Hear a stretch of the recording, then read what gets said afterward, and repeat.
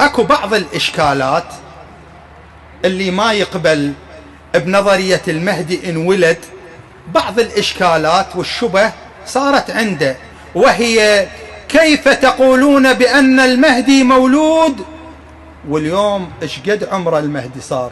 اليوم 1192 سنة، لأننا نقول بأن المهدي ولد سنة 255 للهجرة، واليوم إيش قد؟ اليوم 1447 للهجرة. نقص هذا العدد من هذا العدد يطلع لك 1192 سنة.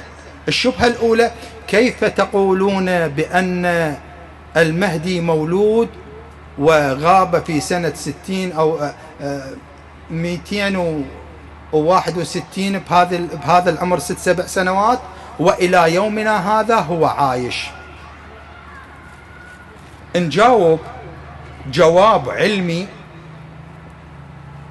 وجواب روائي قرآني. الجواب العلمي يقولون بأن الإنسان، أهل الاختصاص طبعا، يقولون الإنسان يستطيع أن يعيش حياة طويلة إذا كان له نظام غذائي صحيح.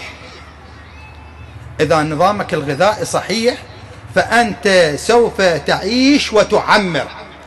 أما إذا كان نظامك الغذائي نظام غير صحيح، تلاحظ كثير من الذين يغادرون هذه الدنيا هو بسبب سوء التغذية.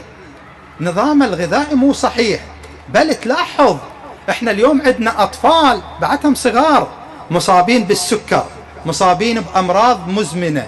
شنو السبب؟ نظام غذائي مو صحيح، نظامه مو صحيح.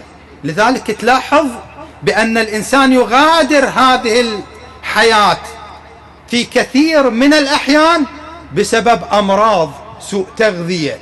هذا العلماء قالوا. لذلك قالوا لو أن علي بن أبي طالب سلام الله عليه لم يضربه ابن ملجم في ذلك اليوم على رأسه لعمر كذا سنين. ليش؟ لأن أمير المؤمنين سلام الله عليه كان يمتلك نظام غذائي لا يمتلكه إنسان على وجه المعمورة. روح شوف نظام الغذائي مال علي بن أبي طالب عليه السلام، ما يمتلك إنسان، ولا يستطيع أن يجعل إنسان نظام علي بن أبي طالب عليه السلام له، ما يقدر. ليش؟ لأن نظام خاص. اليوم احنا كلها تغيرت. اليوم الطفل إذا ما يأكل أندوم من الصبح يقلب الدنيا على راسك. تلاحظ. لذلك تلاحظون أبنائنا إيش بيهم؟ أبنائنا بعدهم أطفال ومصابين بأمراض مزمنة. ليش؟ كله سوء تغذية. احنا ما مراعين هذا الجانب. هذا الجانب